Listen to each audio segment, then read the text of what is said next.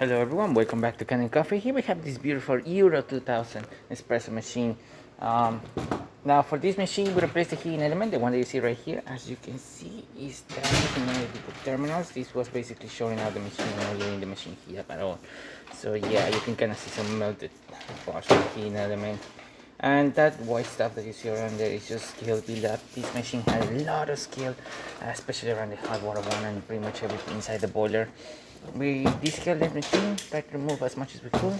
We also gave it a tune-up, replacing the shower screen that you see right here, and the gasket. As you can see, the shower screen, you can barely see through it, so it's really dirty. It needs to be replaced. And the gasket, well, it's just not even a gasket anymore.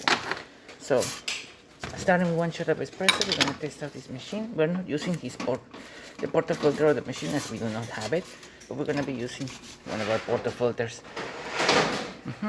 And hopefully I pick up the right condensation of this machine. Otherwise we're gonna sit with coffee or coffee better dripping. This one is important in the portafilter, so it's a bit tricky to get that perfect shot, but as you can see, the machine is pulling out really good. I'm gonna drink this, so perfect one. Doesn't have, so that's great.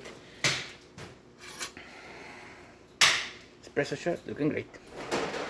Pressure of the machine. There's a simmer one, as you can see, really good, working perfectly fine.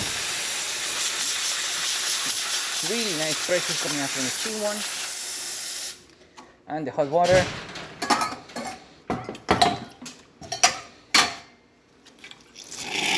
Working great. And there you have it, Euro 2000 working once again. So thank you so much for repairing Kanen Coffee. Please subscribe to our channel for more content like this every day. And thanks for watching.